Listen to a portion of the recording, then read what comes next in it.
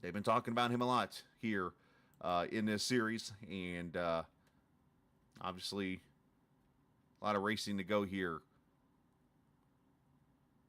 in the season. So we're at race 13 here tonight as we get ready to go racing at the virtual Texas Motor Speedway. Of course, a 1.5-mile track, and this is the newer version of Texas, so you get the 20 degrees of banking over there in turn 1 and 2, the 24 degrees of banking over in 3 and 4. You're going to see a lot wider racing. This car and this combo on iRacing is phenomenal. I've always enjoyed watching the racing here at the Texas Motor Speedway when it comes to iRacing and the open wheel cars. I've actually ran it myself, and it's been a lot of fun because you're able to almost go up to the wall to run up there and so on and so forth. But 3 and 4 obviously is the same old 3 and 4. Obviously going to be wide open pretty much on the bottom and around that part of the track. So looking forward to what we have going on here this afternoon. Now, let's talk a little bit about this race itself, as I spoke up too quickly because Jesper just joined in the race. So now we're up to 17 cars, it looks like, going to start. First things first. Appreciate Julian. I see just messaged in there a little bit. Appreciate him for joining us here and allowing me to be a part of the stream here this afternoon in the series. I see he's messaging me some stuff. Yeah, cool. Good to know. And, yeah, we're ready to go. So 80% fuel in these leagues, which looks like it'd be about a 4-stint race. And for those, obviously, that are used to watching this, I know there's some other networks that cover the race or whatnot, so feel free to share the links out to whoever you usually watches, and welcome them in over here. Again, a little one-race effort. Who knows, maybe some more if it ever needed, but should be a good one here at Texas Motor Speedway. All right, qualifying about to begin here at the track. Expect very fast lap times here as to get out here and run. And the usual 2 laps of qualifying. Looks like the first car out going to be Zavasi in the 17 car. So let's go to the track. And he's going to be the first one off the track as he's stopping right before the start-finish line here. As Christensen, 24:49, goes P1. Gary Laverne, 24:57. But yeah, you're pretty much wide open here around this track. If you can hold her wide open, then you're going to have a pretty good lap when it's all said and done as they work their way down the back straightaway here.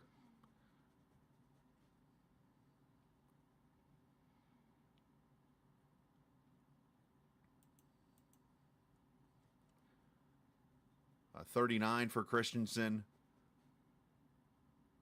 A 58 for Diggs. Let's see, Bart Fauerstein running a lap here in the 29 goes P4, 24:80. As we start to get some more cars out here running laps, get 5 minutes to get yourself a lap time in.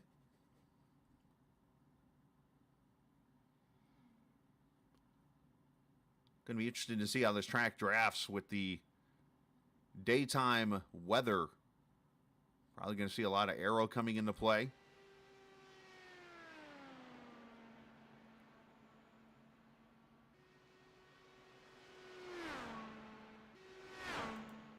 Here's Mark Murphy crossing the line.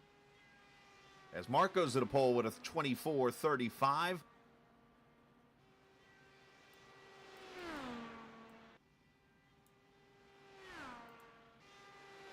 I knew something was missing. There it is. Craig Forsyth on track. There's Dan Ench. And Murphy looking even faster here on lap number 2 as he's going to slide across the line. And 24.29 with a 2. For Mark Murphy, he goes P1. Blabel with a 24.95. He's P9. As others cross the line here. I know last week they did a doubleheader at the Gateway Motorsports Park. And ironically, both the drivers who won the races there, Gateway, not here for this race this afternoon. So again, we're going to see kind of a wild card type of a race here, I think, when it's all said and done. Liam O'Sullivan going to P6, just fell to P8 as Craig Forsyth the longtime standing open-wheel driver, P2 in that 99 car, as Blabo goes to P3. And we got about a minute and a half left. Still got a couple other cars out here yet to qualify.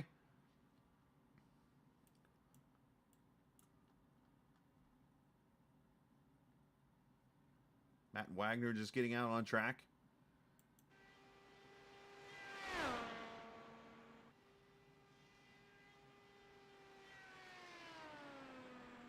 Julian Altina on track. There's O'Sullivan, as I mentioned, Matthias Strauss.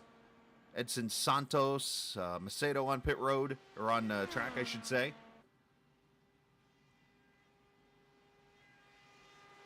As O'Sullivan, look at that, 24-28. This might get to the 25, maybe.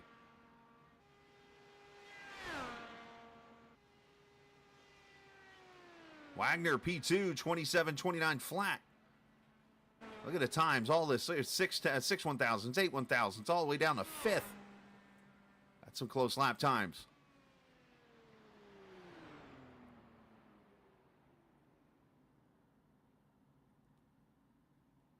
And that looks like it's going to be it. Nobody else really on track to qualify here. So congratulations to Liam O'Sullivan. It's kind of funny. He was practicing doing interviews when I was down there and chat with him earlier. And I'm like, what is this guy doing? He must have known something that we didn't know, because he's going to be on the pole for the race here. But before we start the race, let's go trackside for the playing of our national anthem.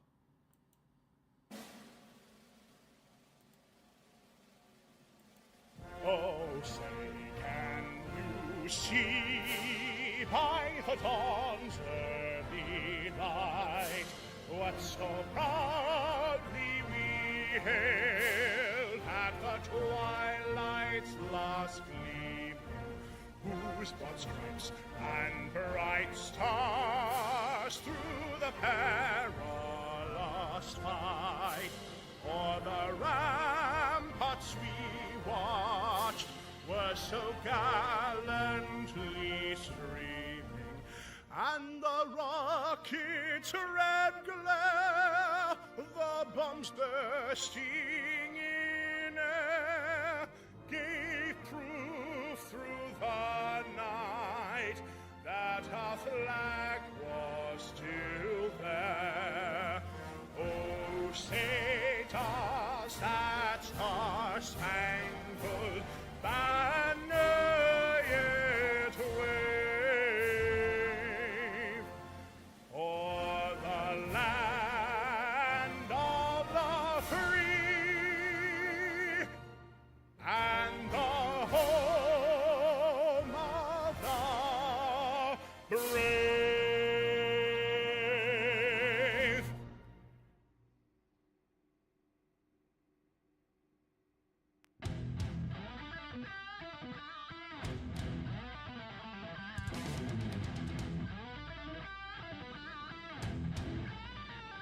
All right, qualifying in the books. Now let's get ready for 400 kilometers of racing, 250 miles, 165 laps here at the Texas Motor Speedway, and show you the starting lineup for this race as Liam O'Sullivan wins the pole with a 24-28. He'll start next to Matt Wagner. Mark Murphy, Craig Forsyth, the Canadian driver, they're starting in P4. Edson Santos, one of a couple of Brazilian drivers here in the field, will start next to Julian Altina. Pedro Lebel and Matthias Strauss in row 4. Eric Macedo and John Christensen in row 5. Dan Ench and Gary Laverne in row number 6. Row 7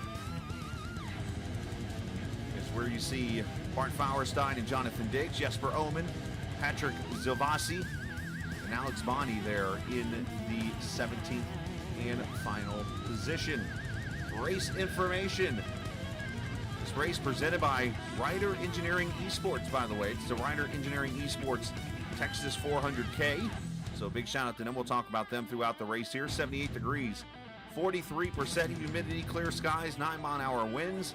Track temp at 114 right now. We'll keep track of that here throughout this evening. Of course, Texas Motor Speedway, a fast one. Make sure you hit that subscribe button if you're new to the channel, by the way. We appreciate you guys coming to join us as we come to the green flag. Pace car going to pull off. Jesper Omen actually on pit road still, so a little late to get started. But round number 13 here in VOR's IndyCar Series is underway from Texas. And our camera is presented by TrackCams22.com. You can check them out online on Facebook and the iRacing forums at TrackCams22.com.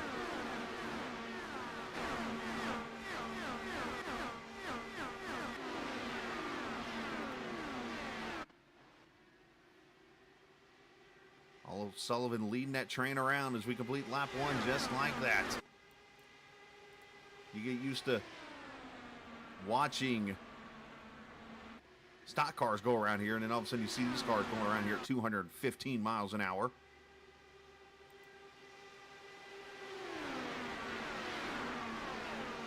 And get used to this draft, as this car tows very well. Obviously, you can work the settings and so on and so forth, and what that does is allow your car to handle in traffic.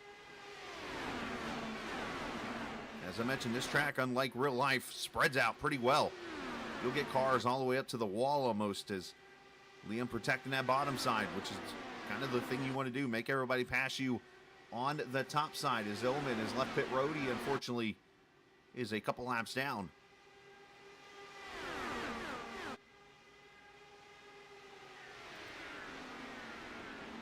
There's Blabel there in that 8th position. Strauss there behind him.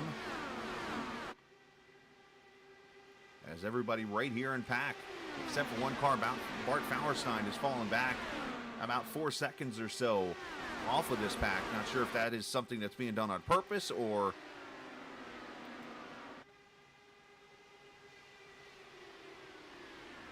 if he's just unfortunately struggling right now with handling, or maybe just trying to get some practice laps in, running out here by himself.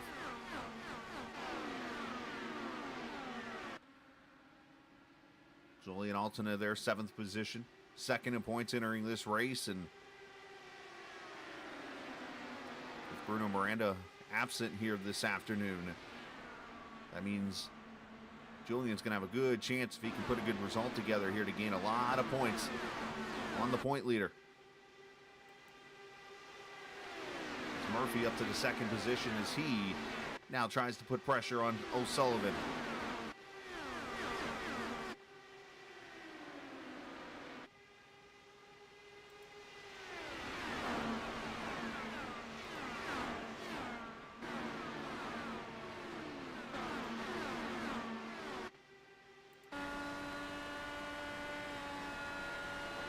Deciding between gears, 6 gears more of a drafting gear in this car.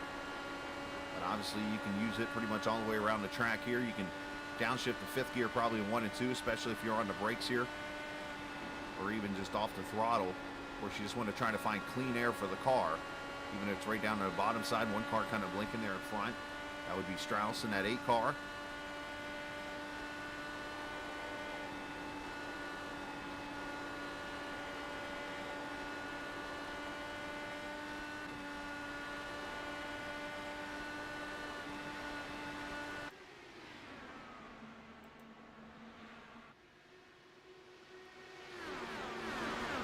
Wagner there in 3rd.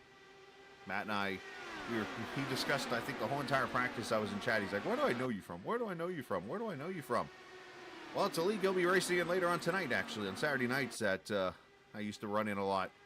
And unfortunately, he's seen my angry side. He hasn't seen my broadcasting side yet, which a lot of you have seen my angry side. Let's be honest, it's not cool, but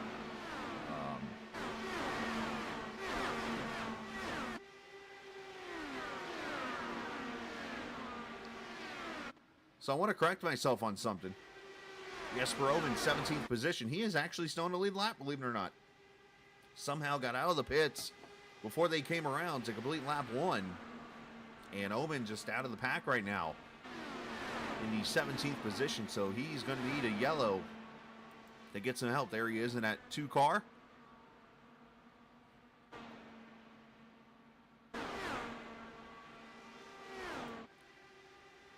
Check back at the front here. 11 laps already in the books.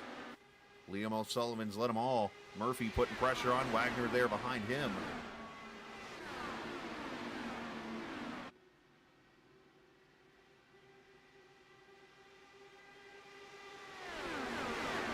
course, the one thing that is a disadvantage for O'Sullivan leading this race is he is burning the most fuel out of everybody right now.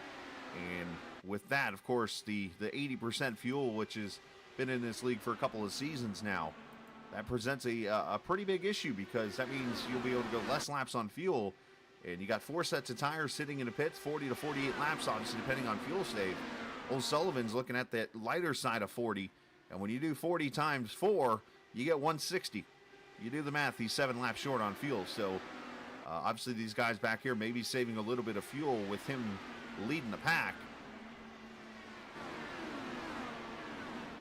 I wonder if they can get those couple extra laps. All you need, really, is 2 extra laps. You can go 42 laps, then you're set to go the distance on 3 stops. That's pending if we go caution-free all the way through here.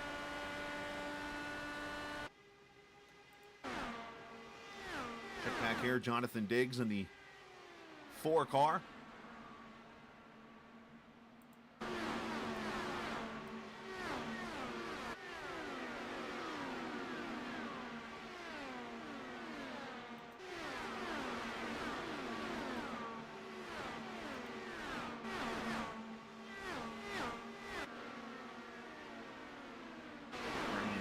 Position. He's about 9 tenths of a second behind Gary Laverne. That's the green VOR car. You see Murphy starting to put pressure up there in the lead. Everybody's still right here in this pack. Right now they're just kind of biding their time, being patient here. Still got a lot of laps in this race.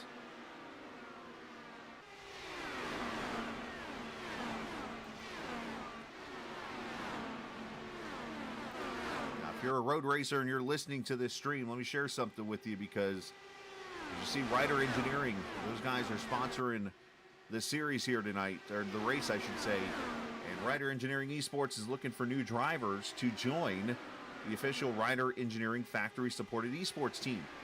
Ryder competes in several high-competition iRacing leagues, such as Platinum Endurance Championship, IVRA, and Lionheart Racing Series. And, of course, the team covers all the entry fees and setup expenses for its drivers. Telemetry support is available, and team members will get custom team paints for their cars, and all team members will get a chance to participate in real-life events. So, Ryder Engineering Esports looking for drivers located in Europe and preferably of 4K iRating. So, it's more of a guideline, not a requirement, by the way. If you're interested in joining the team, you can send a message on Discord to the guys there at Ryder Engineering, and just look them up. And if you need me to, I can post a link over here in chat. If you're interested, just send me a message right here, and I can throw it over there in chat for you this afternoon or whatever. So, Ryder Engineering Esports looking for drivers.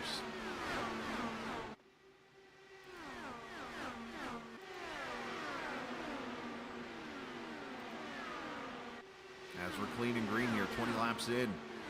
Eric Macedo, 7th position there, and that number 83 car. Ooh, I don't know if that's a little defensive driving up there on Julian, or if that's more him wanting that car in front of him wanting to run the higher lane. But that was Wagner up there, as he had lost third to Santos, who's gone by. But Wagner went up there to run the top, and so did Julian.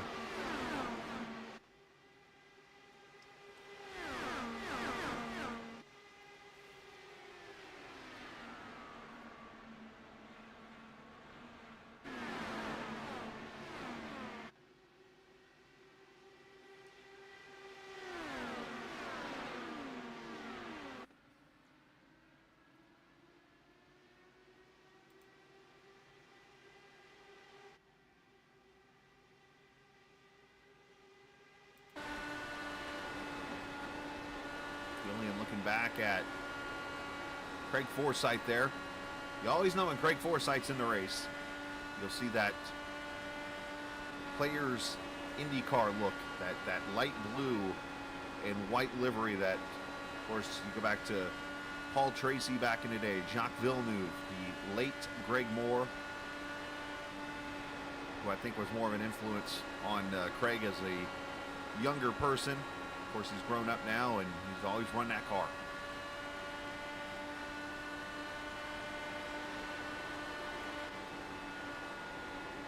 So here's Santos back here, second position now as he's gone by Murphy. So Edson looking pretty sporty here in that car. And you wonder if Murphy's maybe falling back to save a little bit more fuel in this car. Julian trying to climb the banking again here in the fourth position.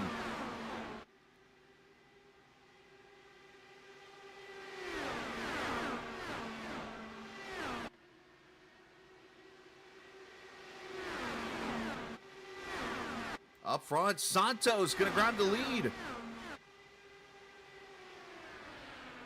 On the top side, so we're now starting to see some passing from the top. You wonder if O'Sullivan maybe gave up the lead on purpose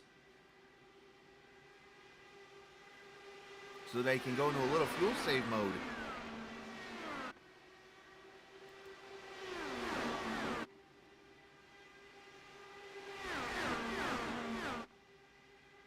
"26 laps complete."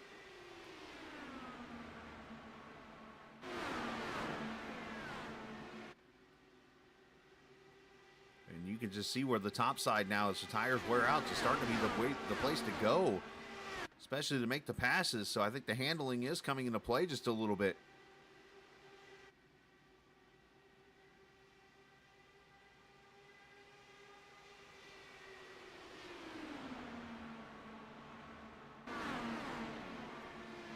Now, the one cool thing about these cars, for those who are not used to it, you have plenty of settings, unlike a stock car, that you can use to adjust the car. So let's go down here. It's the cockpit view. You look down here, you see all these numbers. I mean, most of them are zeros because they're not going to show it to the stream.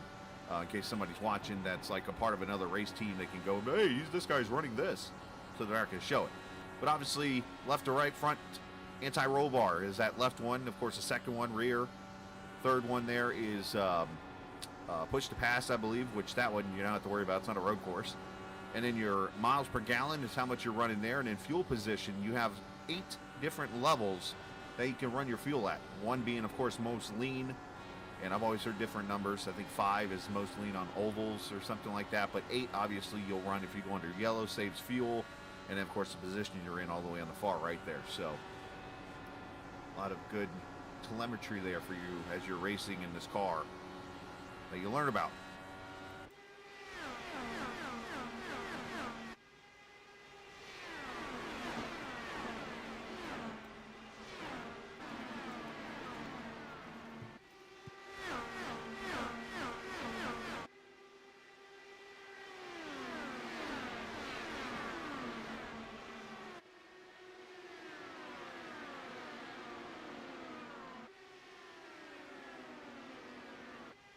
Murphy now putting pressure on Liam for third.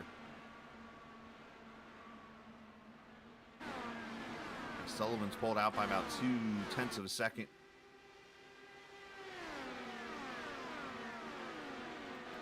Remember Macedo a few minutes ago running up in P2. He has fallen all the way back to 7th all of a sudden. So you wonder if that 83's got a little bit of a struggle going now. I mean, with the hot temperatures here, let's throw the weather up on the track and see what we're looking at here. Of course, 114-degree track temperature right now, so still pretty warm. As, into the wall goes Macedo, so hopefully didn't hurt that right rear any.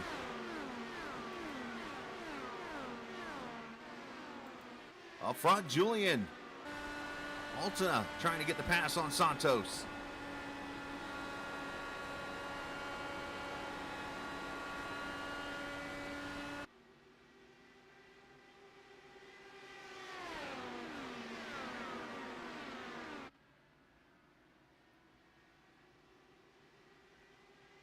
Alex Bonney coming to pit road at lap 32.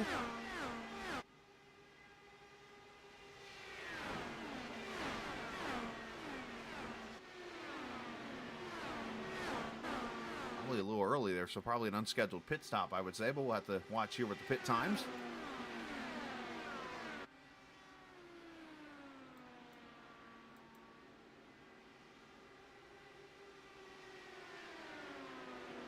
.25 second stop, so a regular stop it looks like.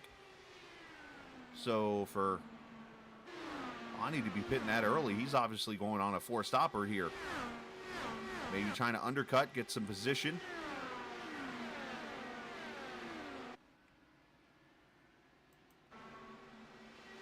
back here. Jonathan Diggs, John Christensen battle for the 10th position as Fauerstein comes to pit road now. So starting to see cars come to pit road here.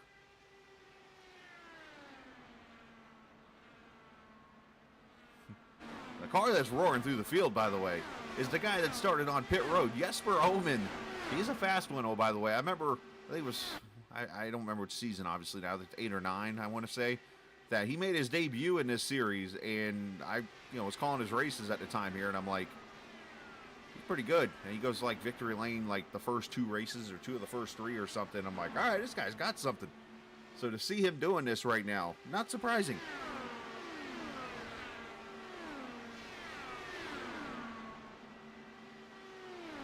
Fauerstein on pit road for a long time here, so either speeding on pit road or something or whatnot. Looks like now he's taking his car behind the wall, so unfortunate ending there for Bart's race here at Texas.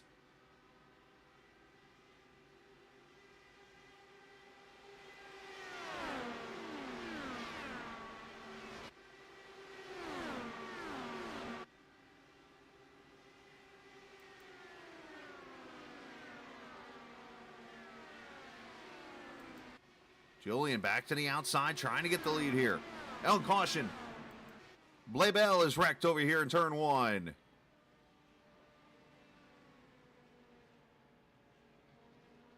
I do see a little bit of wheel damage on the front. Obviously, the right side, both actually right and left front, are turned. Oh, maybe not. They're looking like it was just that angle. Maybe he might be okay here. Let's see what happens to the 88.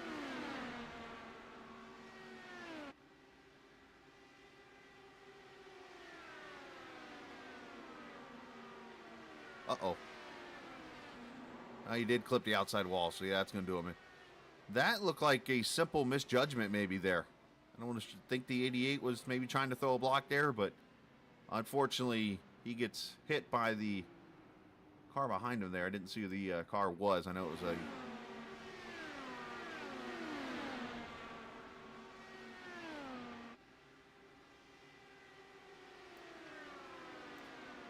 Might have been Omen, actually, in the 2.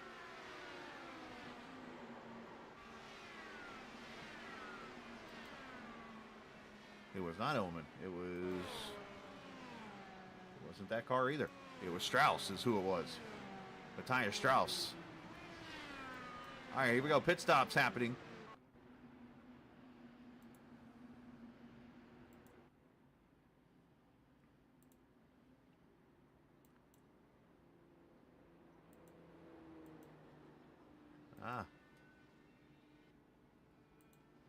And race off pit road, going to be Altena winning the race off pit road. Santos of Sullivan. Murphy and Forsyth right now. Your top 5.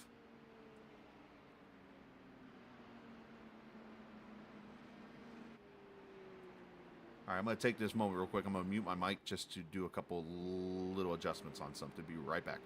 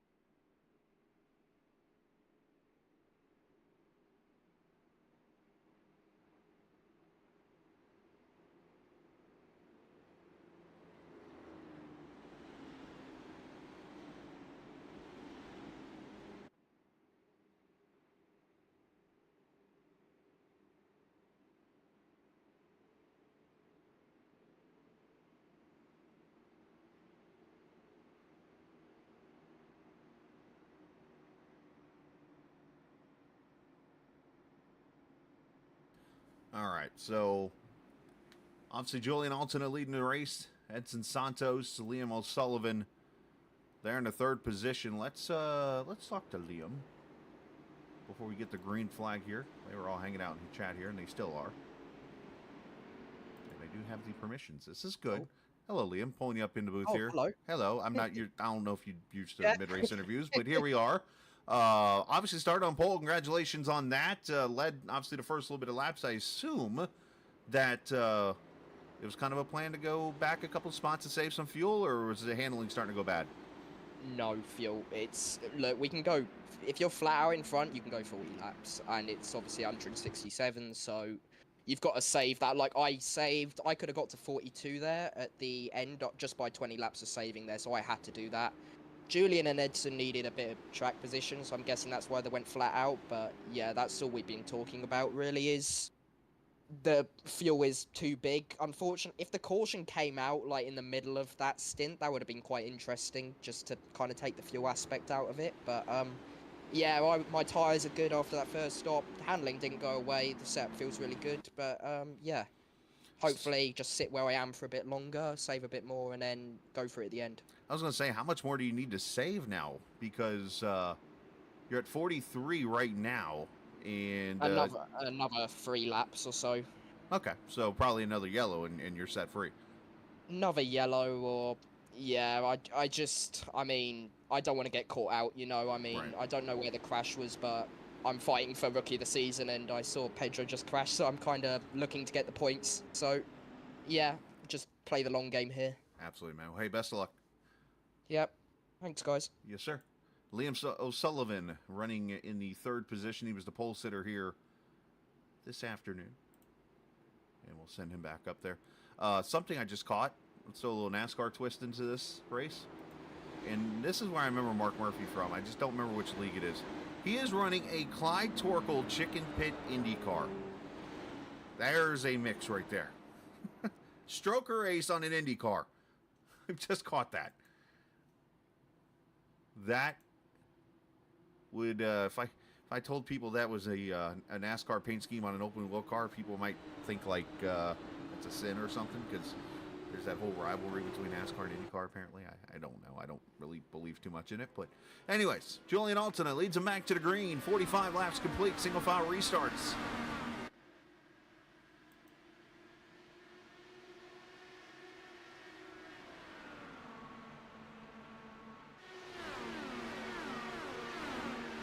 Close.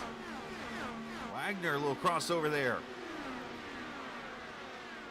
He and Macedo go side by side. Ooh. Not sure if somebody he got spooked there, or if there was some net code.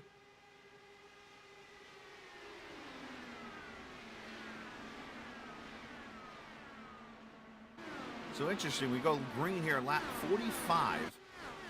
And remember, you gotta pretty much do 42 laps, and you can run the rest of the race on 2 stops. How much fuel did they burn, obviously, in map 8 to determine they would need to get to lap 84 to put themselves in position.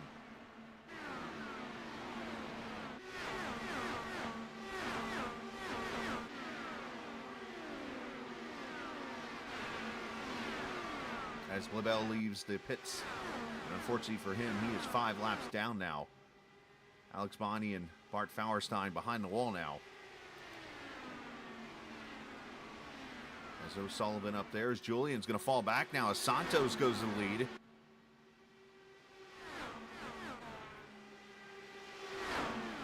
And bring Murphy with him.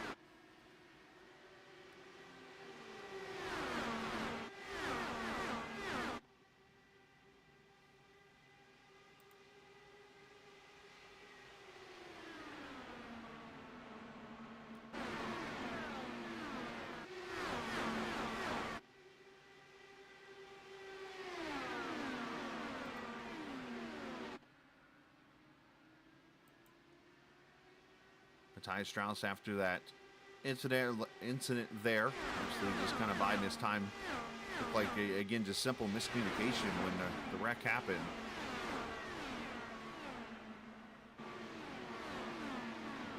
Unfortunate circumstances there, bringing out the caution for the first time. We'll actually go back. And I want to look from what I call a crash cam.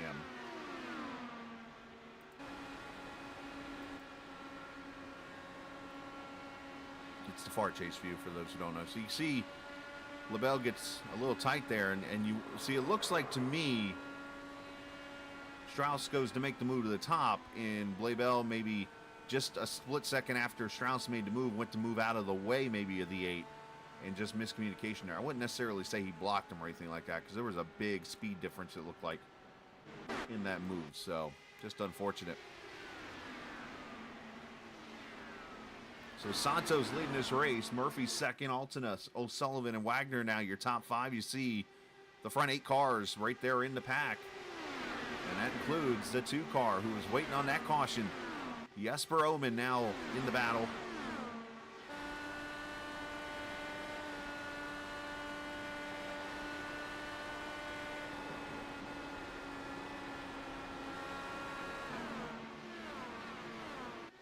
Appreciate the viewers watching here tonight, this afternoon. I know it's kind of a last-minute stream deal, and I even said last night during the league race, I'm like, yep, no stream today because, well, I don't usually broadcast any league races.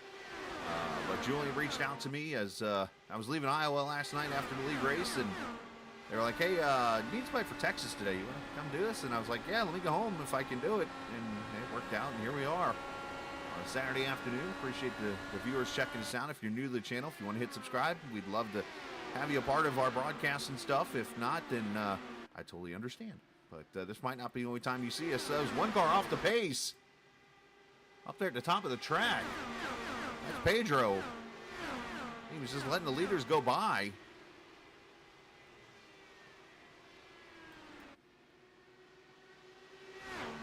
For him getting out of the way. He's a little slow, though, unfortunately. But it worked out either way. But no, if you're... there's no promises that this isn't the only broadcast you see for VOR. Of course, I've always told Julian, he and I have always had a good relationship. You know, I broadcasted this series up until the time that the deal that happened with the video game company in IndyCar, and of course that fell through. And when that did, you know, Julian and I talked, and I'm always interested in doing an open wheel league broadcast-wise. The problem is I work on Saturdays for the company I work for, which is FedEx, and I deliver packages, and the route I do on Saturday goes a full hour south of where I live here. So there's no guarantee I can get back here at 3 o'clock every afternoon. Today worked out, but that's pretty much the one hindrance we have. So, worked out for today. I know obviously there's been some great broadcasts this season. Was watching a little bit of the Gateway doubleheader from earlier, from last week earlier today. While I was on break, as Wagner about got the wall.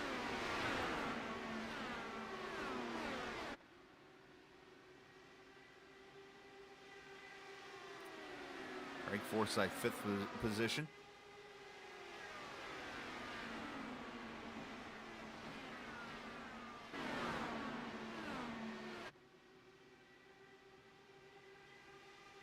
Got Oman there trying to get 4th now. Or 5th, I should say, away. O'Sullivan has fallen all the way back to 7th now. So, again, that might be fuel save for him.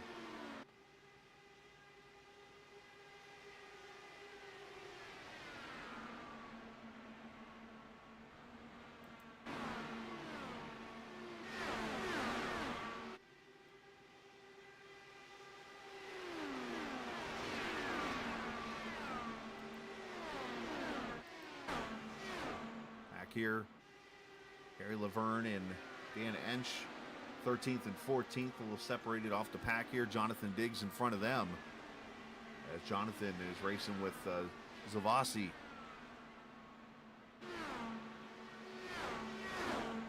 Oh, he's in the wall and they make contact. And that broke the right front wing off of Diggs, and that's going to kill his arrow.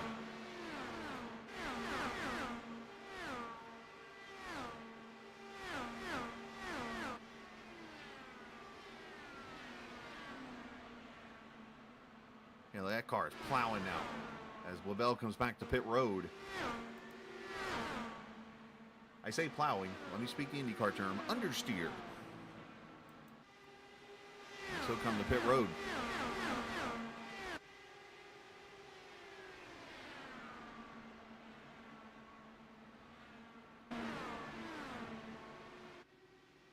So 63 laps complete. Next time by.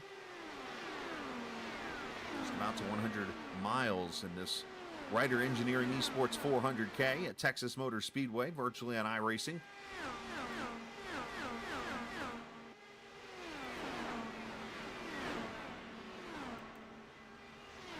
A good time to remind you again that if you're one that likes sports car racing and you meet these requirements, that they're looking for Ryder Engineering Esports, looking for new drivers to join the official Ryder Engineering factory-supported esports team. Of course, Ryder competes in several high-competition iRacing leagues, from Platinum Endurance Championship to IVRA to Lionheart.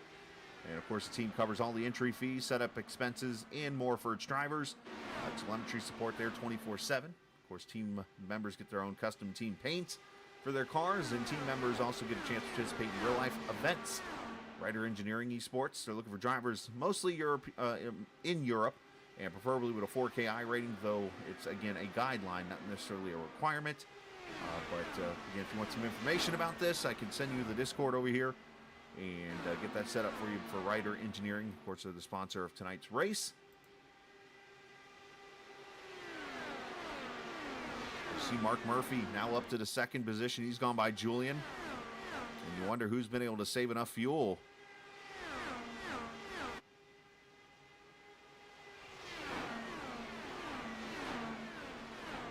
As they climb that 20 degrees of banking turn 1 and 2, a much wider portion of the track.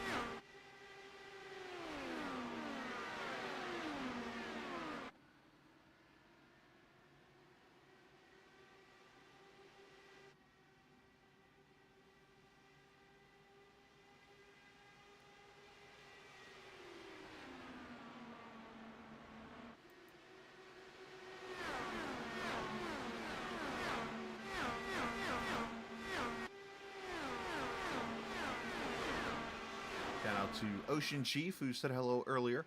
I think that's E-Line. Forgive me if I get it wrong. Shout out to you for watching.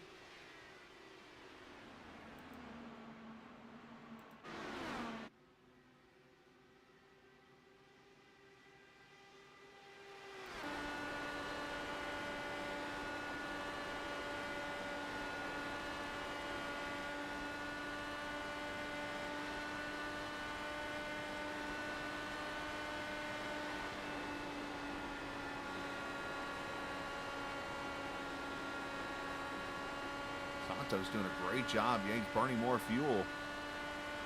But he started 5th and has worked his way up here to the lead. Come back here to Julian as he's starting to put some pressure on.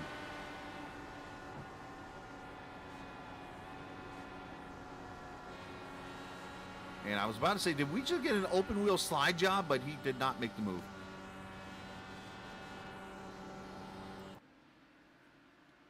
Instead gets out of the gas.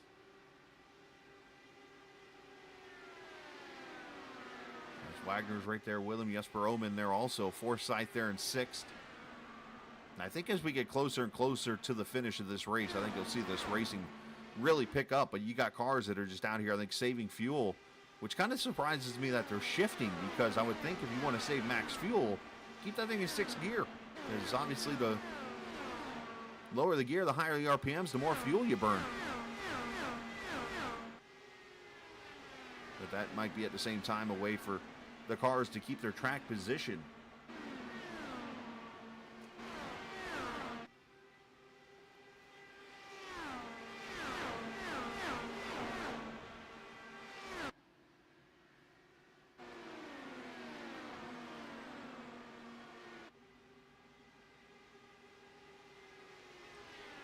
So if everything works out here, we're going to see pit stops at about 10 laps, I would think. 8 to 10 laps.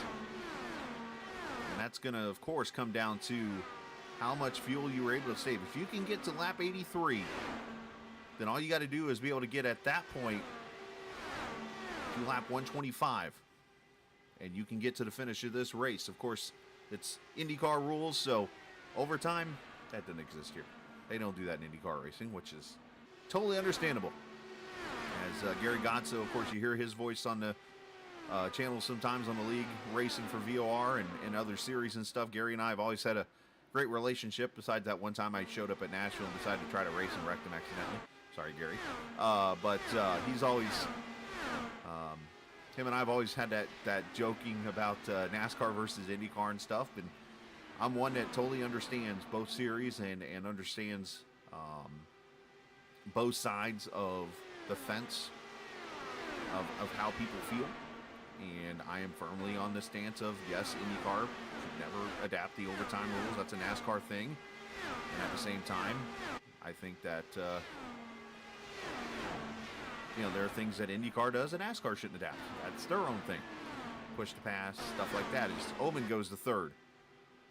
What does kind of scare me is you see Julian with a crossover here back to the inside. The All-Star race was just announced on the NASCAR side, and they've announced that they're going to do the alternate tires. And I'm like, oh boy, that's kind of an IndyCar thing, but it's an All-Star race, so I guess I don't have too much of a complaint about it.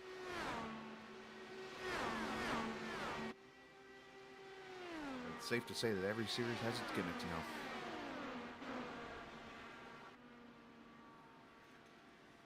So Santos has pulled away 1.5 seconds now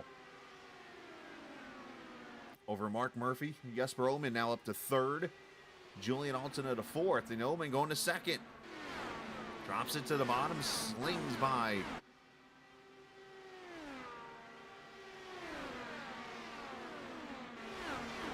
Clyde Torkel car, and up to the second position.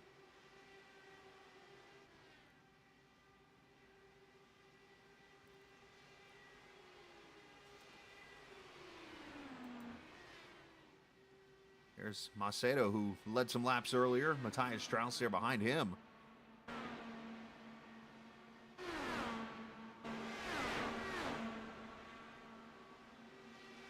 The question now, can Omen reel in that 20 car?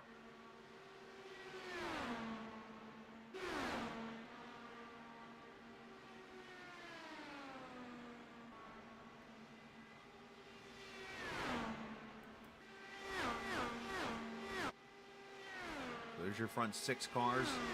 It's back here to Liam O'Sullivan, who's about 4/10 back of Forsyth there, seventh position there. And then it's 3.3 seconds back to Macedo. And he's got Matthias Strauss there in his tow. And then another 4.5 seconds back to John Christensen. Zavasi, who's about 1.1 seconds back. And then Laverne and then Ench. And then everybody else is either off the track, or you got Blebel, who's trying to get his car all the way fixed. He is now 13 laps down. And you got Jonathan Diggs in that 4 cars now 2 laps down. He made a pit stop at lap 62, which was unscheduled, it looks like. So that's kind of where we are in this race. As Forsyth, top side. He's trying to make that pass from Dallas.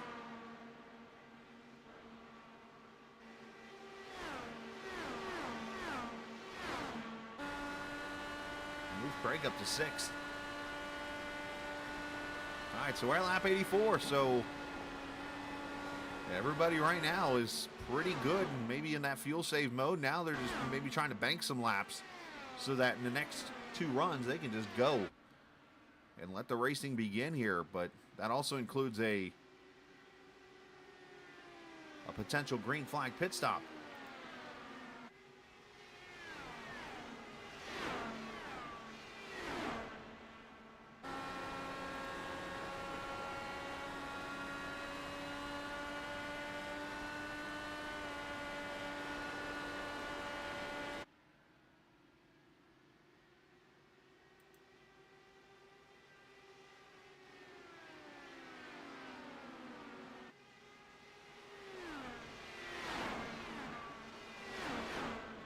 Five laps complete.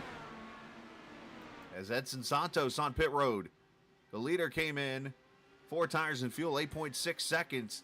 And now here comes Zavasi to pit road as Jesper Omen inherits the lead.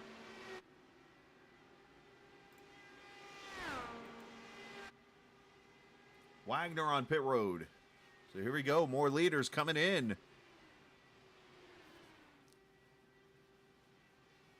For a second, I thought I was hearing something. That's why you saw me kind of delay myself for a second. I was like, wait a minute, am I hearing something in my ears?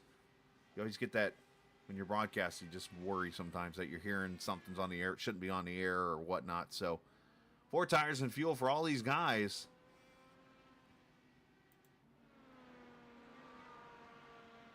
As Omen, Altena, all these guys coming to pit road in lap 88. This should open up the race now to allow them to race. Not that they're out racing. I mean, they're technically racing all the time. It's just a matter of not having to worry about fuel mileage anymore.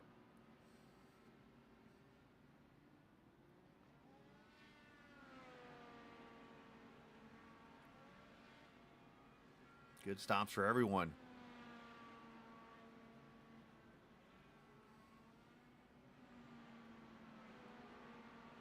As here comes Forsyth, Macedo, Strauss all to pit road.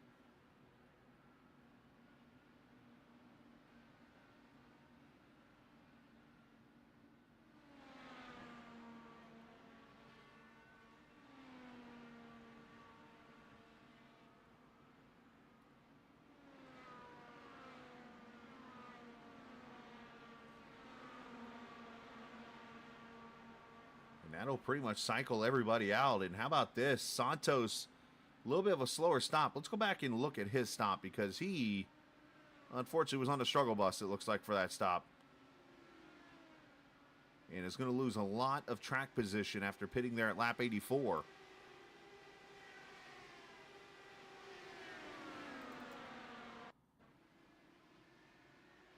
Makes the late entry there to pit road. And I mean, compared to what I'm seeing in a 36, 37-second deltas, he was on pit road 41. So obviously that's about 4 to 6 seconds or so. And let's see what happens. He goes to a stall here. You wonder if something, he overshot his stall to start with, then he backs up. Tires going on, which of course in open wheel cars, it's all 4 tires at one time. Drop it. And he had it in reverse. He forgot to put it in drive. Oh, raise your hand if you've done that one before. I'm raising my hand.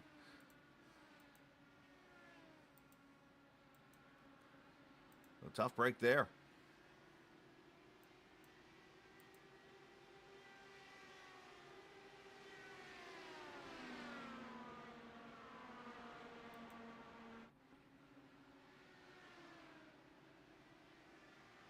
And Blabell back on pit road here as you see Santos there, 4th position as we watch the battle for 2nd. I'm sorry, actually, let me correct myself. That's Julian passing a lap car. Oh, and now wrecking! Julian Alton is in the wall! Oh, no! Altena and Diggs.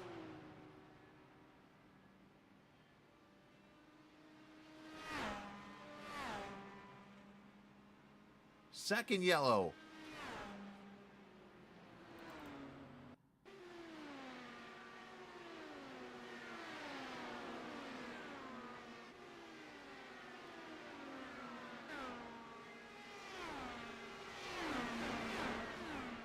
Oh, Jonathan pushed up into him. Or understeer, I should say. Forgive my terminologies. Jonathan just got a lot of understeer underneath of Julian there. Maybe drove it in too deep or something. And that car just washed. Wasn't really any dirty air in front of him.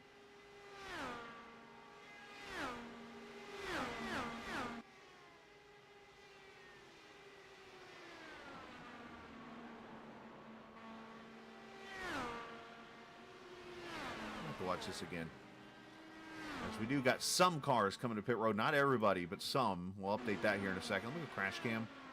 Because that looked a little different from that view.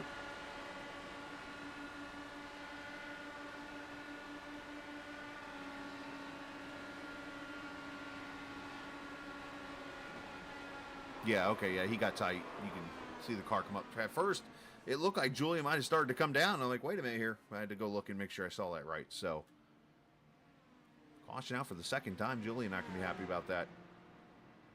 So it looks like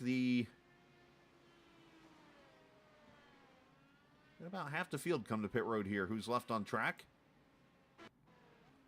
And that started with Jesper Omen, who pits from the lead.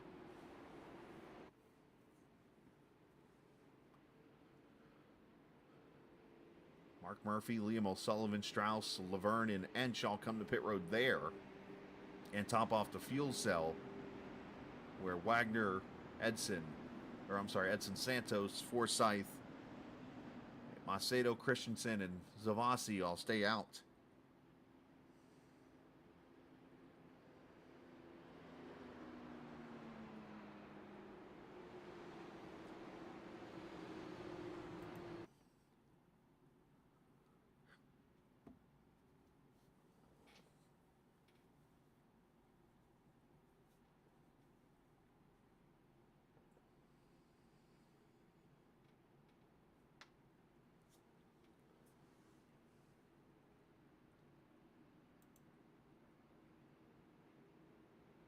So just shy of the 150-mile mark in this Ryder Engineering eSports 400K at the virtual Texas Motor Speedway.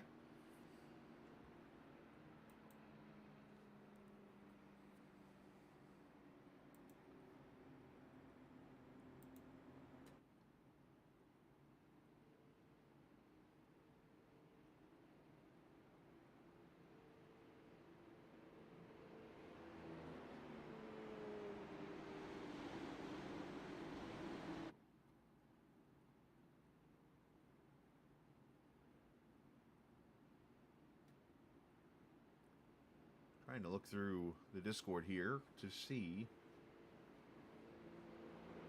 Let's take a look at race sponsorships. That'll tell me what the schedule looks like for the series.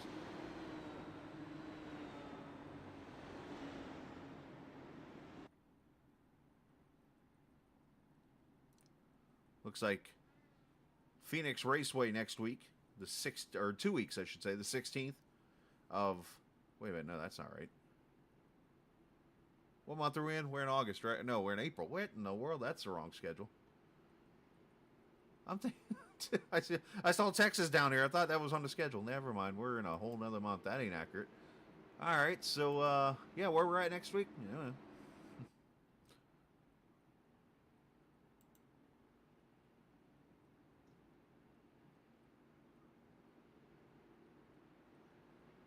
Today's 26th, right? 27th, something like that. Oh, we're at Daytona next week. I remember racing. I broadcasted Daytona once. Back at, I'm sure I'm seeing this right. You know what? I'm wrong again because that's the DW12 series that runs on Sundays. Next week, it is actually Daytona, May the 4th. Oh, next. He's got like 15 different schedules here, so forgive me. He's got Daytona May 4th, and then the 18th of May at Suzuka. Interesting. And then June 1st, Auto Club to finish it out. The Auto Club, or California 500 there. So, some races coming up. That's the last 3 on the schedule. I don't have any kind of graphic or anything like that. Julian, like I said, we literally put all this together at one in literally a couple hours. So, I don't have all the graphics and stuff in front of me. We're at one of those tracks. Put it like that. Anyways, we're coming to the green. And one thing I like to do for the viewers is a segment called Turn It Up. And let's do it right now.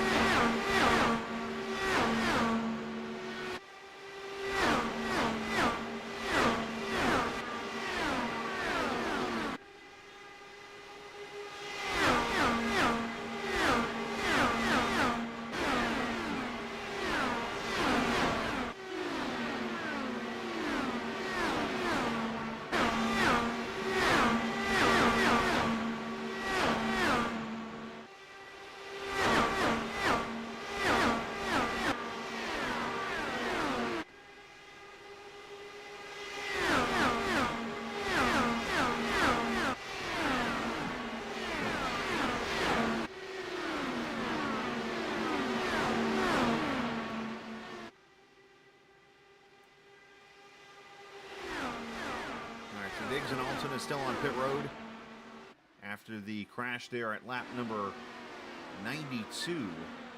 That brought out the second caution of the race. Matt Wagner leading, and he has Edson Santos back up here trying to get this run. As that 20 car looking pretty sporty here at Texas.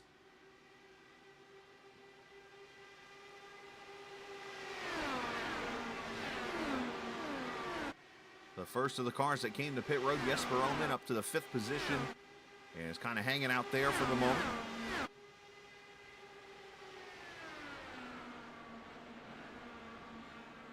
Of course, now the question is, when do you come to pit road for the final time? As again, you can go about 40 to 48 laps or so on a tank of fuel. We're at 102, going to 103 now completed, and 64 laps to go in this Rider Engineering eSports 400K.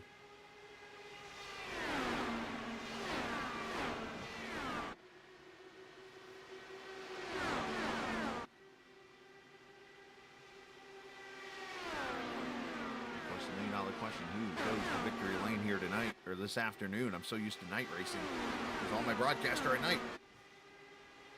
Big shout out, by the way, to unsponsored, they're not sponsored, Rockstar Punched. I won a Daytona 500 with them. It was on my paint scheme once, but yeah, I've been drinking one of those here throughout this race just to keep me awake. And it's not because the race is boring or anything like that. When you get up at 3:40 in the morning every day, Tuesday to Saturday, this time in the afternoon is nap time for me. And, well, here we are. So this is getting me to the point where after this race, it'll be nap time. So, but big shout out to these guys. They've been a lot of fun watching this. This is my first, again, I hadn't really watched any open wheel racing. I haven't had a chance to really watch it too much. So just to kind of sit back here and watch this has been a lot of fun to sit here in the booth and call this race again for 105 laps.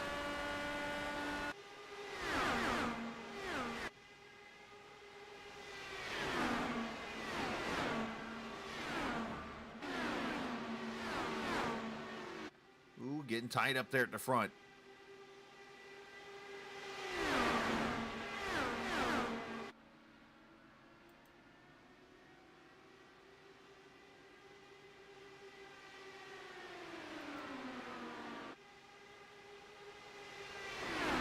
Top 5 right here in this little pack, and then of course you got Macedo, who's been up and down the grid. He's right there at the end of this pack, and then you got Mark Murphy sitting back here in the 6th position. Old Stroker AC IndyCar edition. Hanging out here. It's kind of interesting because that car's got that Target look to it. The old Ganassi Target days from like the year 2000 years with like Montoya.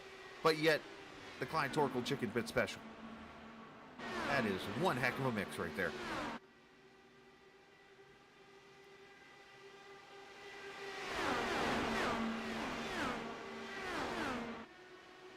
I'm waiting for somebody to say like that's against religion or something.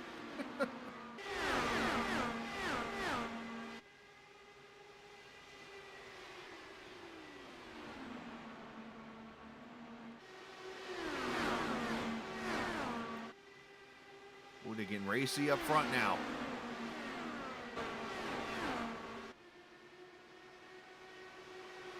Santos, Forsyth, Orman.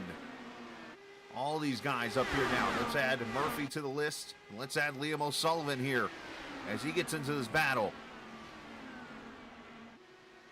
And like I said, there's parts of the iRacing Texas you just cannot do in real life Texas.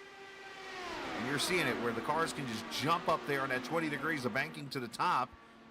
Where in real life, they move out of the bottom groove. They're heading for the wall. Part of that's that jelly that NASCAR is throwing up there on the track, which I can honestly say, as a fan of open wheel racing, not a good idea.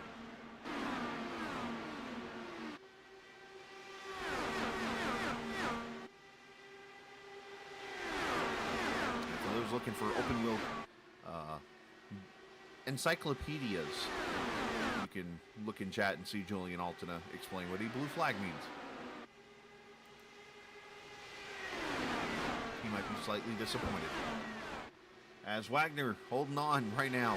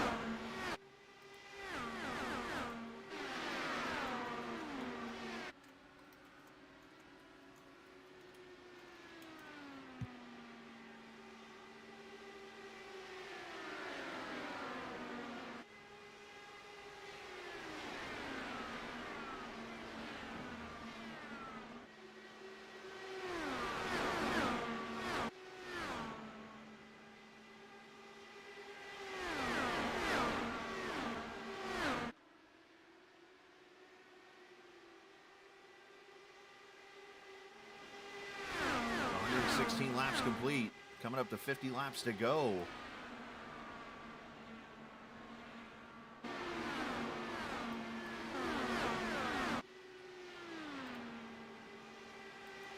All the way back here to 8th position, everybody battling. Then there's a little bit of a gap back to Silvassi there in the 10th position, and Dan Ench there in 11th, Gary Laverne in 12th.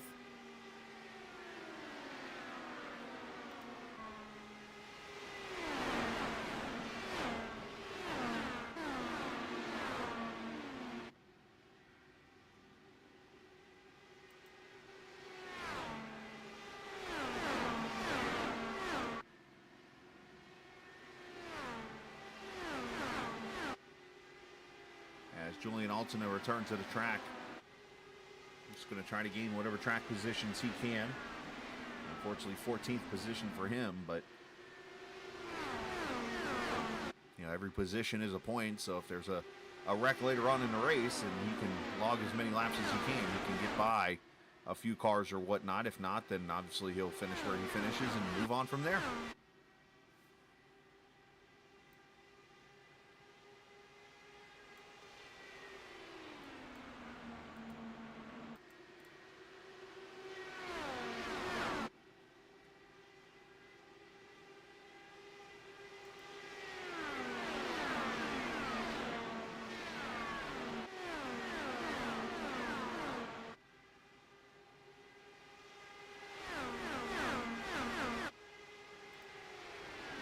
Murphy looking low on Forsyth for third.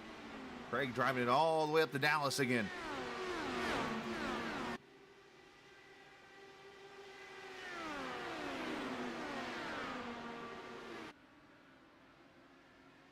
As Julian goes back to pit road, so you wonder if that car is still too damaged.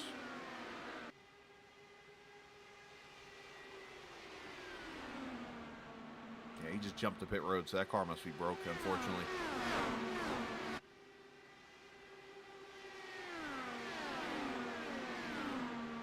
Sullivan getting past Macedo for 6th.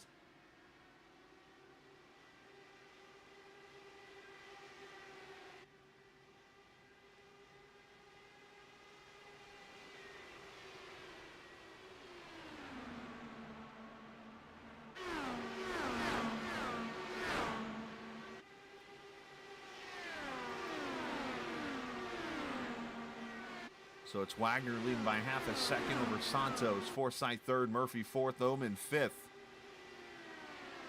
And 44 laps to go.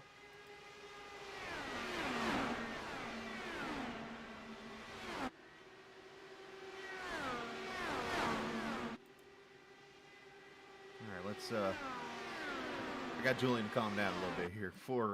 I brought him up here, obviously. I can understand the frustration in a situation like that. Obviously running P2 and a chance to gain a lot of points here this evening on the point leader, Julian. A tough break there, but I mean, if there is a positive, is you are going to gain some points still on the points lead. Yeah, that's the only good thing, really. Hope my mic is so good. I'm in a room in my grandma's house.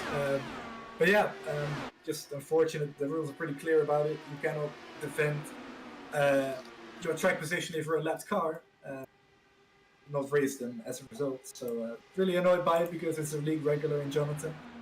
It's a good dude, but that was really not very smart, to say the least. I think it was pretty clear as well that he just washed up. So yeah, I got nothing else to say about that than what you could see from the image. It's pretty clear cut to me. So yeah, that's it. But was still a good race. Was able to run at the front. I was still saving my fuel, saving my tires behind Mark and Edson there for a while. Sorry, we about had a wreck. Murphy had to jump out of it there and lost a lot of time as he and Edson, how wide turn 1 and 2 is, they found a way to go for the same piece of real estate. I was just thinking, actually, you started mentioning the fuel-saving tires. What do you think is the ideal strategy here? Do you go as long as you can here in pit? Do you split this run in half? Do you short pit this thing? What are you doing here? Well, what my strategy was is go as long as possible because, yes, there is quite a bit of tire fall-off, but if you get lucky with the yellow, you can really gain a lot. Let's just put it like this. You can gain much more by staying out longer than undercutting people. Then you can really lose. So That was my strategy, and I think for most others at the front as well. But yeah, just a shame because I was really saving my stuff and just taking my time. I did a couple laps, which is what I wanted to do early on to get those bonus points in. But yeah, just unfortunate today. Been a good race, but yeah, just a shame that it ended so early. Santos going to come to pit road. I think he went to make the pass on Murphy. That was close. Coming to pit road there. And Murphy kind of shut the door, it looked like. And now Santos coming to pit road for his final stop. Well, Julian, we'll let you go enjoy Grandma's cooking, because Grandma always makes a happy day when it's over with. So go do that, and appreciate your time and allowing me to come back and have a little fun here for a couple hours. Yeah, of course, man. I really appreciate you doing this last minute as well. I forgot to say that to you privately as well. Just thanks a lot for doing this, man. I really appreciate it. And yeah, hopefully we can work again together again soon on this, because it's great having you here. Absolutely. Like, I really do mean it. Thanks, man. Nah, no problem, buddy. Julian Alton, unfortunately off the track, and car broken, and understandably frustrated with that situation. And that is one thing I will say is Santos, he must have sped on pit road, so he did not get the thing slowed down in time, and looks like now is actually putting the car behind the wall. So a tough break there for Edson, who looked like might have been on his way to a victory here, but just too deep going into turn into the pits there is now...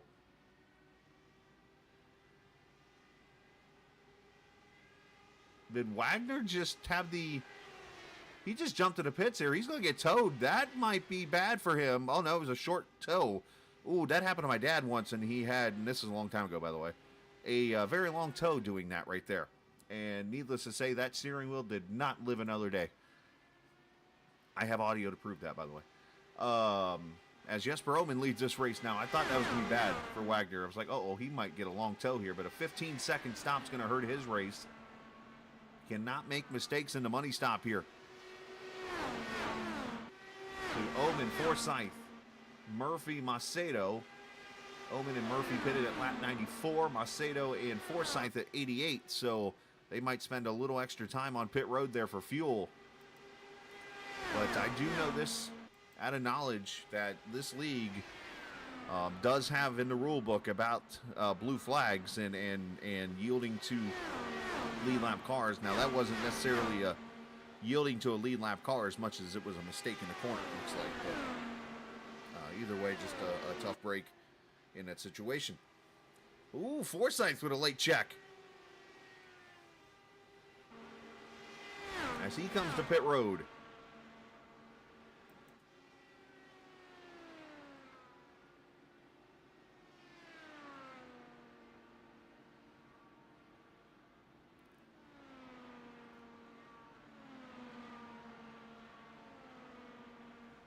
Here we go, 4 tires and fuel for the 99. And he's going to pull away.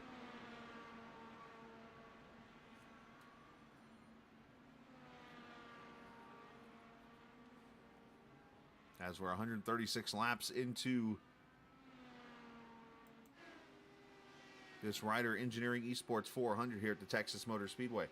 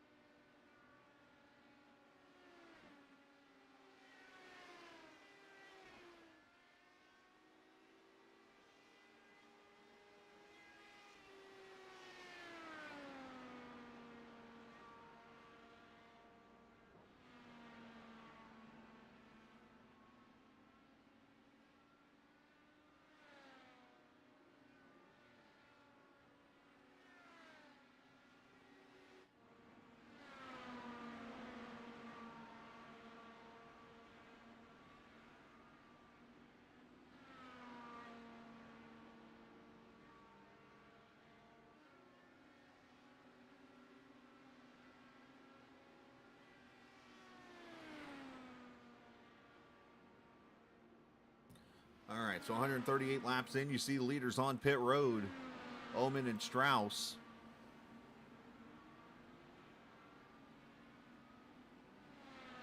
You You see Forsyth already has come to pit road. He's going to try the undercut here. You heard Julian in his interview say that he feels that the long run is the way to go here. We'll have to see as Omen leaves the pits right now. Of course, the longer you go on pit road, the shorter time you have to fill the tank up. But either way, you see Murphy goes by. And here's Forsyth here going down the back straightaway. And there's Omen. Forsyth's trying to get the draft on him down into 3.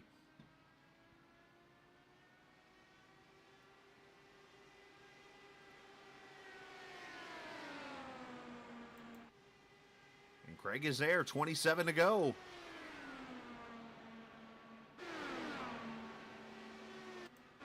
Liam O'Sullivan back here with Macedo battling for the 4th position. The pole sitter.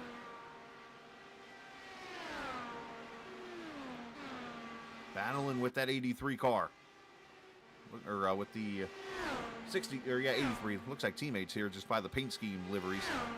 Of course, I do have a team list right here for here next week, trying to look at as much as I can to understand who's on what teams and whatnot. But usually when your paint schemes match each other with just different colors, you're a teammate. So I'm going with this as teammates. As these guys fight hard here. 26 laps to go, obviously. Time to go. Get what you can get here. And again, I do want to add to what Julian said. I do appreciate him reaching out. I know it was kind of a last minute putting this all together with some issues. I know he has, forgive me if I get this wrong, if the gentleman listens, but FTN, I think, is a network that usually broadcasts the races here. And, you know, obviously wasn't able to be here today. And I know Godso's off doing something else too, I believe. So they went to the bullpen, basically, and got the... I'm like that, the long reliever that comes in when it's like a 9-run game in like the 3rd inning and you're getting blown to smithereens already in baseball. I'm that guy you bring in. That's my situation here. So 2 good battles right here. That's what we're seeing. 1st and 2nd, and then 4th and 5th.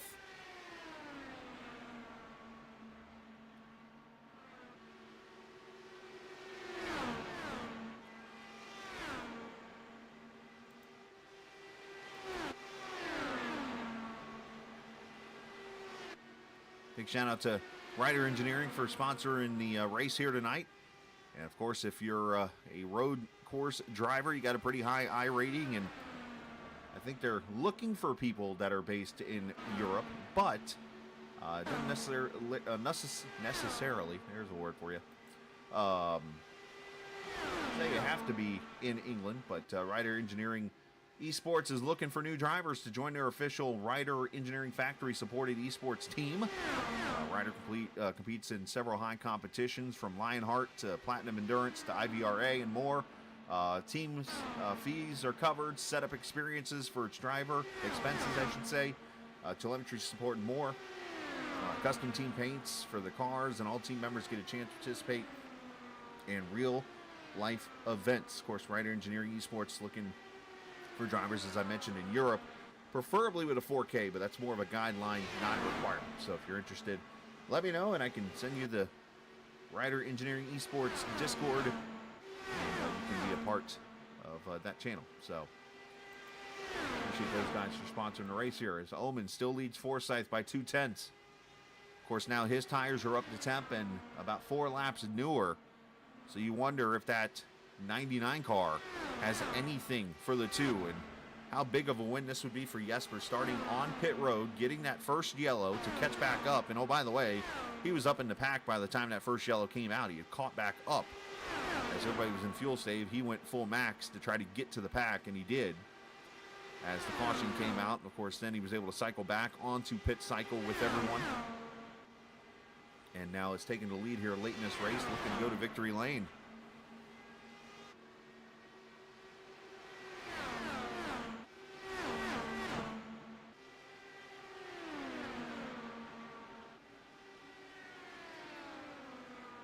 You wonder if this O'Sullivan Macedo Strauss battle is hurting their lap times. Last time by, they ran 70s and 80s, where the leaders ran 50s and 60s. That dirty air might be hurting them just a little bit as they battle with each other.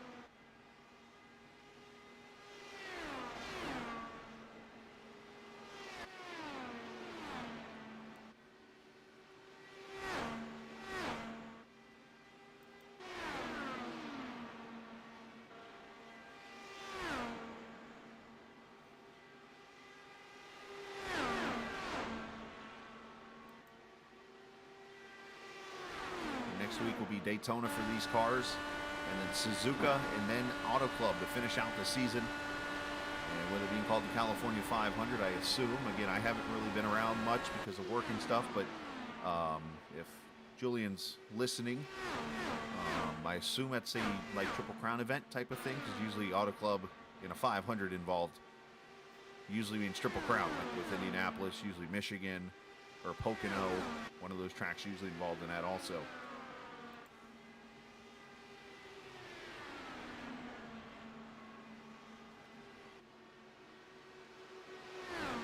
The Omen's pulled away now to 1.1 seconds, so Forsythe's tires, I think, have fallen off.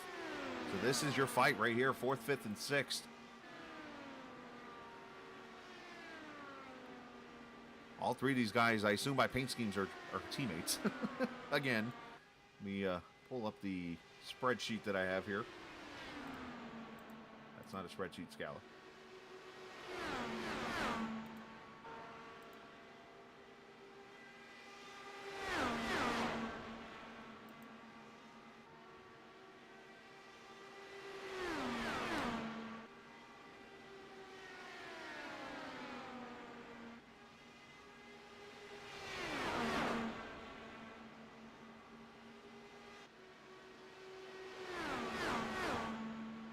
Team Watson Racing would be those guys, by the way. Well, at least one of them, Strauss is. So maybe it's not. Maybe it is a different team. I don't know. But then I see Strauss on Ryder Engineering Esports too. So that's what this team is. Looks like Liam O'Sullivan, Strauss, and then you see the Eric Macedo car. So that's what it is. So that's the Ryder Engineering cars. Forgive me for getting that wrong. Again, I kind of knew I would probably mess that up. Anyways, 1.8 seconds now as Jesper is pulled away.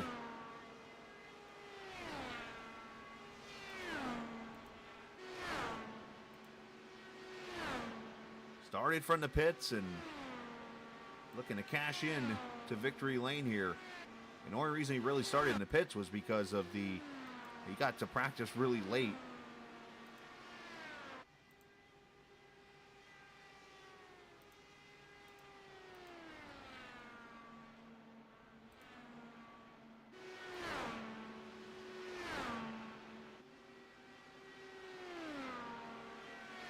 As I mentioned, I was here for Jesper's first wins in the series, and if he gets a win tonight, it'd be his 10th career victory. And I know he looks like more of a part-time driver, as I'm seeing only 21 starts, it looks like, for him. Some of the names of the drivers I see on here, of people I remember from this series.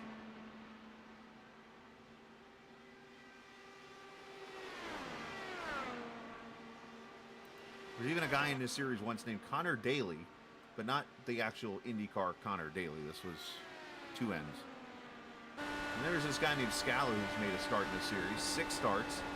That's me, by the way. 1 top 5. I don't even know where that was. 3 top 10s. Don't remember where that is. I know it's not a road course. I remember one time I actually tried to run, I think it was Owen Park, was it here, in this series? And I spent literally 2 days and 1 qualifying session just trying to complete a lap, and I couldn't do it. I'm not the best road racer.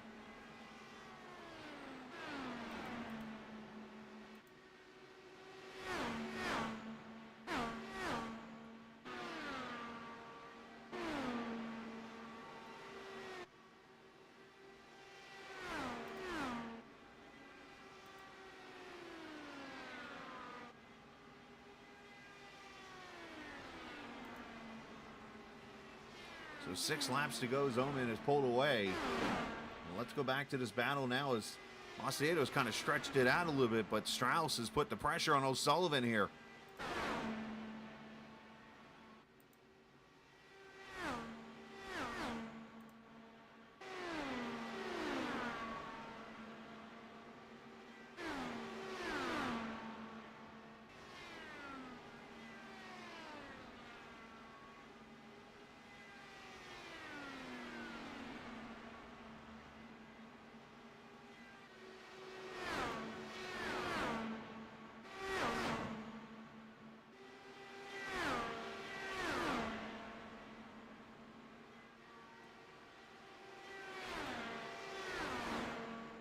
O'Sullivan doing a good job now, trying to hold him off. You got a battle back here at 10th. We'll keep an eye on too here as we got 4 to go. As Gary Laverne is trying to get to Dan Ench.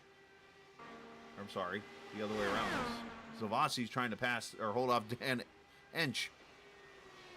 That's an interesting photo.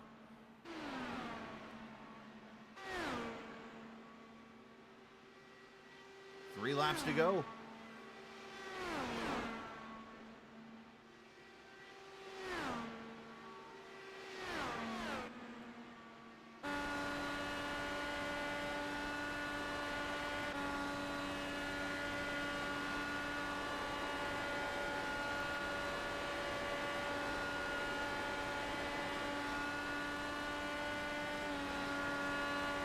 Sullivan trying to hold off his teammate there as Omen is down the back straightaway here.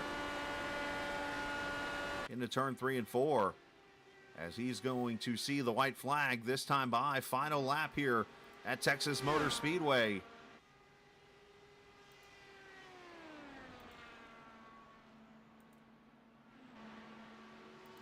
Man started from the pits.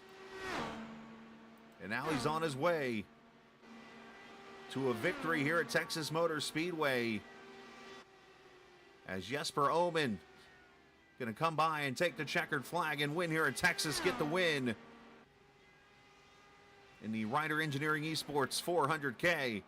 4.8 seconds ahead of Forsyth. Murphy gets third, Macedo fourth. O'Sullivan and Strauss fifth and sixth.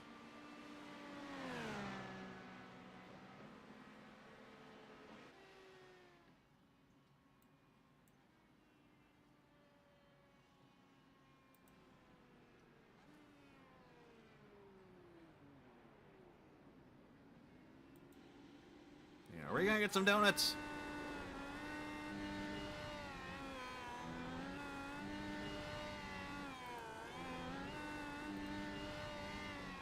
The Indy Alliance Racing Team goes to victory lane.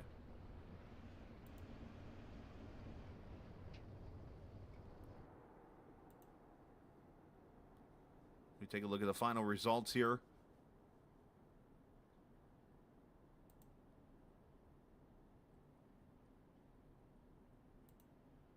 As Omen wins it by 4.8 seconds, as I mentioned, over Forsyth. Murphy, Macedo, and O'Sullivan holds off Strauss for 5th. Wagner 6th, or 7th, I should say. Christensen 8th.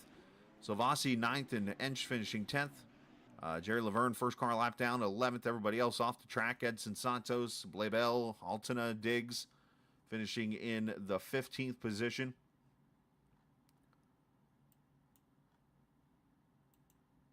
'16th to Fauerstein, and then Alex Bonney finishing 17th, unfortunately. And last on the grid as drivers meet up here, and we'll bring them up here for the post-race interviews.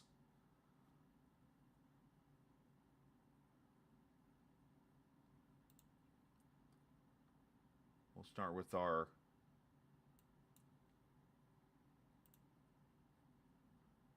third place finisher, Mr. Murphy. The Clyde Torkel IndyCar, which I'm still trying to break down in my head. Murphy, great job. Finishing in the third position. And that was a wild race because we had all that fuel saving at the beginning. And then it turned into, hey, let her rip, Tater Chip, at the end there. And able to get a third place run. Yeah, hats off to Jesper and Craig. It's always a lot of fun racing with them. I kind of made a boo-boo there. Should have taken tires when we came back into pit to top off, because I ran out of tires and then had to short pit, and that kind of messed up what I was trying to do. But again, hats off to Jesper and Craig. Those guys are really, really, really good. And thanks to Black Magic Designs and Race First and Admin Box, Warriors for Peace, Little Eagle Racing, all the support they give us. Be on the podium's not a bad day at the beach, and we'll be back for the next one. So, just about your paint scheme, obviously, as I'm watching, I'm looking at the car here. So, is this a Montoya throwback with the chicken pit? No, so I'm an avid reader. Okay. as many of the guys that race with me know, I'm an avid reader. I actually have a library in my house, and I own the book to Stroker Ace, which is called Stand on It. It Yep. was written by a Goodyear public relations guy and a NASCAR official in the 70s. And in the book, Stroker starts off as an IndyCar driver. And so when I got with the Black Magic guys, and I'm a huge fan of that movie, and one mistake led to another, and I've got all kinds, man. I've got the regular chicken. At California, usually I run the plucked chicken. Naked chicken. So Yep. you'll get to you get to see that one. I've got one that's painted like a chromed American flag. It's pretty fun. I got all kinds of Stroker Race cars, but great movie, great flick. Always happy to pay tribute to it, and but yeah, Stroker Ace was actually an IndyCar driver. I'll have to get the book. That's my favorite movie of all time, actually. So I'll have to find the book and check it. I'm trying to remember who did the song too, because I always remember seeing it at the beginning of the movie when they're doing Charlie Daniels. Well, I remember the song. I'm sorry, not the song. Yeah, Charlie Daniels did the Stand on the Stroker. I remember that song, but the you were talking about there at the beginning. But either way, great job tonight, finishing third, and send some shout out to whoever you like to. Yeah, again, all thanks to Black Magic Designs for the paint. Awesome to run on their truck team as well. I got to thank the guys at Little Eagle Racing, Chad, Tanner, Ryan, Justin, and Hunter. I'll be seeing y'all in a couple of weeks at the Speedway. So glad to get their car up front. Thanks to Gary Godso over at Race First for all his support. Warriors for Peace, admin box, and yeah, man, thanks to you guys. My hat's off to Jesper and Craig. Man, what a fun race. You guys have a good night. You hear? Hey, you too. And speaking of Hunter Smith, that's another name. I remember when he was a teenager. Anyways. Yeah, he's a doggone good sim racer now. Yeah, he is. He was good then too. So I totally am with you. So great job, man. Yes, sir. You have a good one. You too, buddy. Mark Murphy finishing in the third position here this evening. And I don't want to be the guy that jinxes anything here, but Craig, I want to say this might be the best finish you've ever had in a broadcasted race by me. I did everything I could to try and kill myself. I did notice that. I believe I hit the wall 4 times at least. You're not supposed to. Okay, we all know about Darlington, which is, a NASCAR track that they run against the wall. You tried Darlington multiple times in Texas. I was testing to see what the brake limit was on the right front suspension. Apparently, it's really good. Oh man, but hey, you were making that lane work up there in Dallas. I was trying whatever I could to not burn off my tires. I am terrible here. And hey, Chris. Hi, by the way. It's good to see you, man. Long You time too. no talk. It's been forever. Yeah, last time. Chris is our pre-COVID. Yeah, way back in the day. Hey, I just noticed, by the way, you guys need a fourth driver. Anytime. I wasn't talking about me. Oh, okay. Or was I? Anyways, Maybe you were. No, I am terrible at tires here. I was terrible saving my tires yesterday in the DW12. Mm-hmm. I was terrible. I mean, I kept coming in after a full pit run with my tires below 20%. Ooh. So the last 10 laps of every stint, it was all I could do to keep it going forward and not just lose 10 positions. I was playing with weight jack. I was trying to basically save the car, and then watching Jesper hold the bottom line and power out of the corners and yet have perfect tires, it was just so demoralizing. But he's so good here, and we knew that going in. Like a last to first challenge at Texas is not a challenge for him. So coming home second is we'll take that absolutely. So is that something that comes down to throttle management? Is that something that comes down to keeping your car on a little oversteer side of things? What controls the tires here in that situation? Because you're mostly flat-footed the early part of the run. Yeah, it's corner entry. If you're not getting the corner entry right, you're having to add more steering input to try and make the corner. And I'm late on restarts. I'm late in corner entries. It's he sends it. I'm getting old. Reflexes are getting slower. Can't wait to see a race at Richmond for you. Man. But well, great job, man. Finishing in the second position tonight. Good to see you doing well as always. I know I've watched you over on Wednesday nights when I was helping Luke out. We were well, we were all trying to do things there and watching Herrick win at Pocono. But anyways, great job, man. Send some shout outs whoever you like to. Thanks. No, I got to thank Jim over at the 40 Raceware, the whole crew over there, all you guys, everyone. I count you as one. Thank you. No, I'm Julian VOR keeping this thing going, keeping us getting a good field of drivers every race. It was we were, I don't know, we would have liked over 20, but we'll still take 18. That's still good. We had 18, right? 17 technically, but yeah. 17. We were close. But no, the fields are good. So and the competition is good, and that's what keeps you coming back. Is if the competition isn't there, then what's the point? So it's good, tough competition, and it's good, hard racing. So it's a good show. Come out, watch it. If you're not watching it, come race it and join us.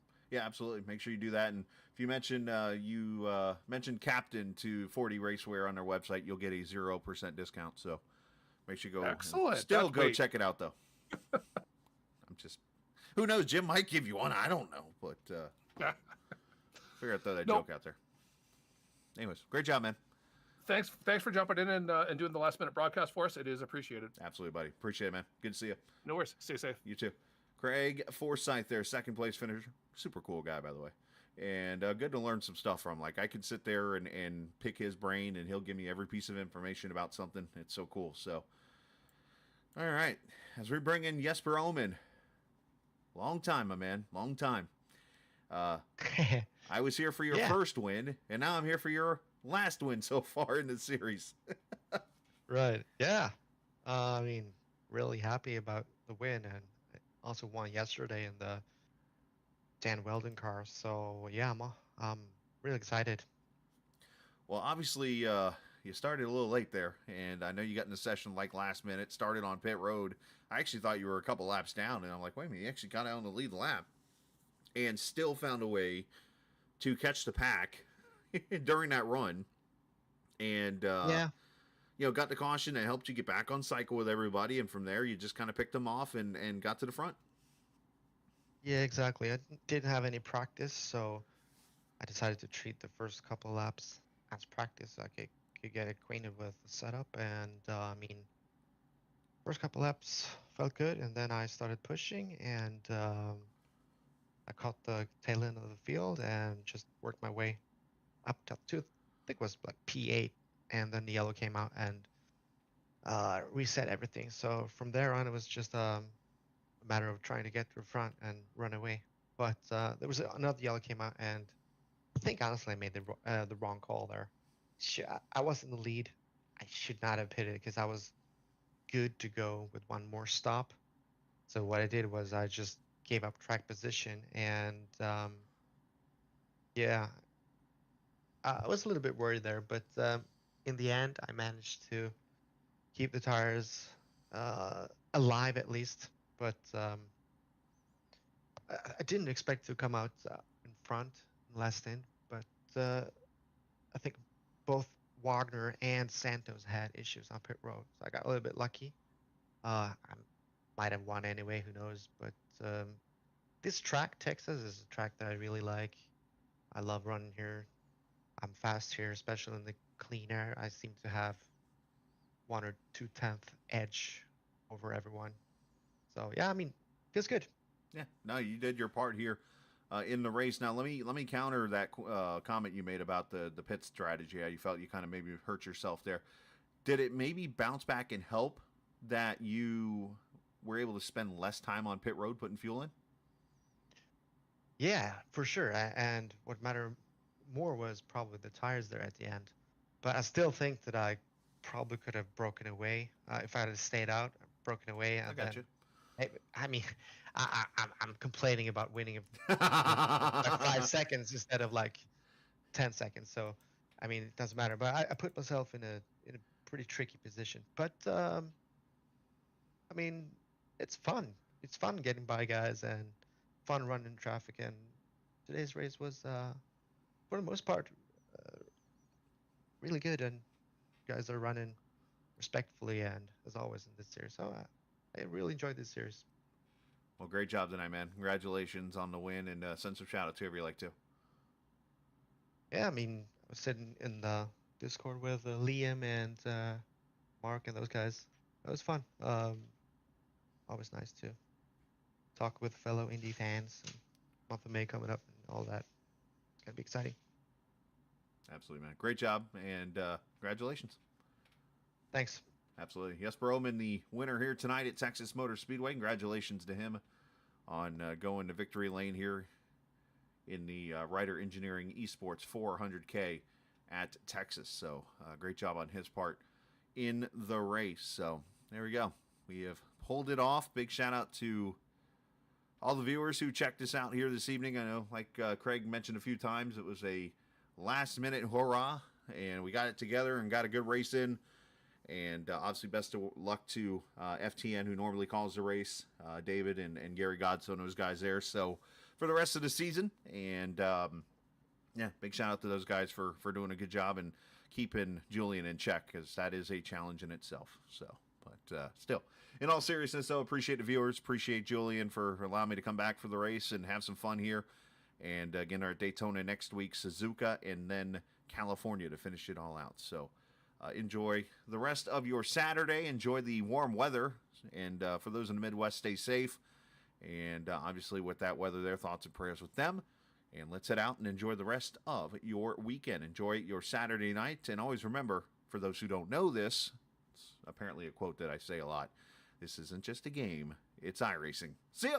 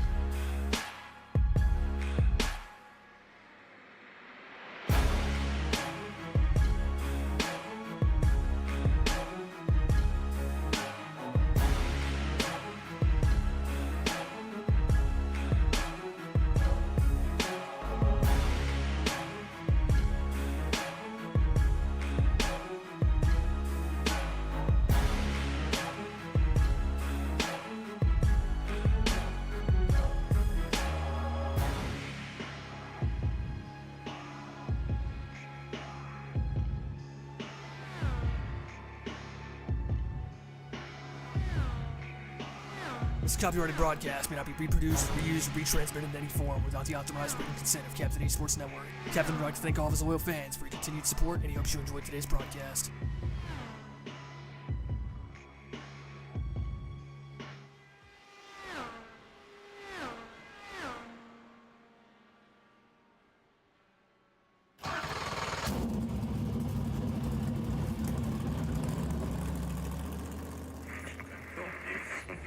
The following is a special presentation.